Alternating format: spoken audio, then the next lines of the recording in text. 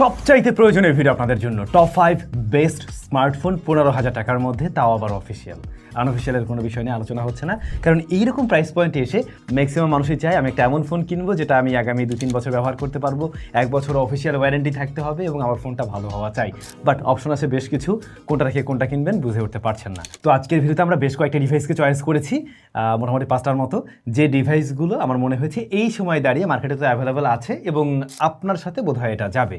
তো এখানে যে 5টা ডিভাইসকে নেওয়া হয়েছে সবগুলো যে একদম 15,000 টাকা পাচ্ছেন এমন না, কোনোটা 15,000 টাকার একটু নিচেও আছে, কোনোটা আবার 15,000 টাকার একটু উপরেও আছে। তো আমরা মোটামুটি ভাবে সাজাচ্ছি, কেমন? তো আমরা মনে হয় একটা কাজ করতে পারি, যাদের বাজেট একটু বেশি আছে তাদেরকে দিয়ে শুরু করি, আস্তে আস্তে আমরা একদম 15তে চলে আসবো, তারপর আর একটু নিচেও চলে আসবো। আচ্ছা, ধরুন আপনার বাজেট মোটামুটি অফিসিয়ালি রয়েছে এরকম 18,000-এর আশেপাশে আপনি করতে পারবেন বা একটু কম বেশি। সেক্ষেত্রে আপনি দেখতে পারেন টেকনো স্পার্ক 30 কিছুদিন আগে লঞ্চ করছিল এই ডিভাইসটা, স্পেশাল এডিশন আসছিল, বাম্বলবি এডিশন, দেখতে দেখতে সুন্দর, ফুল এইচডি প্লাস রেজলিউশনের প্যানেল আছে, কিন্তু এটা IPS LCD panel, but panel quality খারাপ না, কালার রিপ্রেশন ভালো ছিল, এমনকি 90 হার্টজ হাই রিফ্রেশ রেট দেয়, 800 নিটসের মতো যতটুকু মনে পড়ে পিক ব্রাইটনেস রয়েছে, যেটা আউটডোরে দেখে চালানো যায়, খুব ব্রাইট না বাট চালানো যায়। অন্যদিকে এটাতে মিরাটে খেলেও Z91 এর মতো এসএসডি রয়েছে, যা আবার ডে টু ডে টাস্ক বেশ ভালোভাবে সামলাতে পারে।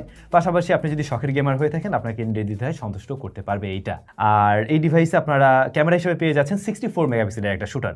এটার মেইন শুটারটা দিয়ে আপনি ডিসেন্ট একটা আউটপুট পাবেন, মানে এই প্রাইস পয়েন্টেরই আরও বেশ কিছু ডিভাইসের সাথে সিমিলার টাইপের একটা রেজাল্ট পেয়ে যাচ্ছেন।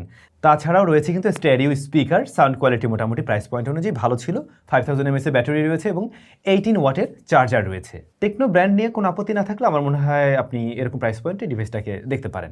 আচ্ছা, এরপরে বাজেট প্রায় সিমিলার বা একটু কম আছে, একটু কম থাকলে আপনি দেখতে পারেন ইনফিনিক্স হট 50, যেটা আবার আরও 1000 টাকা আপনি কমে পেয়ে যাচ্ছেন। ইনফিনিক্স হট 50ও কিন্তু অফার করছে ফুল এইচডি প্লাস রেজলিউশনের আইপিএস এলসিডি প্যানেল, যেখানে আমরা 120 হার্জ হাই রিফ্রেশ রেট দেখব। তো এইটা কিন্তু আবার আগেটার চাইতে রিফ্রেশ রেটে কিছুটা এগিয়ে আছে।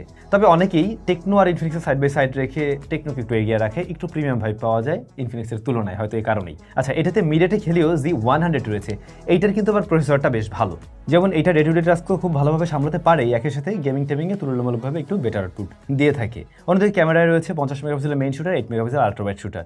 যদি টেকনোর আগের ফোনটার সাথে আমরা কম্পেয়ার করে বলি, এইটার ক্যামেরাটা একটু পিছিয়ে পড়বে আগের ফোনটার তুলনায়। ব্যাটারিটা বড়ই আছে, 5000 mAh এবং 18 ওয়াটের চার্জার রয়েছে। যদি পারফরমেন্স ওয়াইজ আপনার আরেকটু বেটার ফোন দরকার হয় কিন্তু বাজেট একটু কম, তখন কি আপনি এই ফোনটাকে চয়েস লিস্টে রাখতে পারেন। এবারে ধরুন আপনার একটা ভালো ব্র্যান্ডের ফোন লাগবে কিন্তু বাজেট একটু কম আছে, 16,000-এর মতো। এই ফোনটা বারবার চলে আসছে, আর যদিও এই ফোনটা যারা ব্যবহার করছেন অনেকের কিছুটা কমপ্লেন ছিল র্যাম নিয়ে, মানে আমি কথা বলছিলাম OnePlus-এর Nord N30 SE, এই ডিভাইসটা নিয়ে, যেটা 16,000 টাকায় বাংলাদেশে অফিসিয়ালি 5G ডিভাইস আর কি। এবং এই ফোনটাতেও আইপিএস এলসিডি প্যানেল রয়েছে, ফুল এইচডি প্লাস রেজলিউশন দিচ্ছে, এটা ডিসপ্লে কোয়ালিটি খারাপ না, ভালো।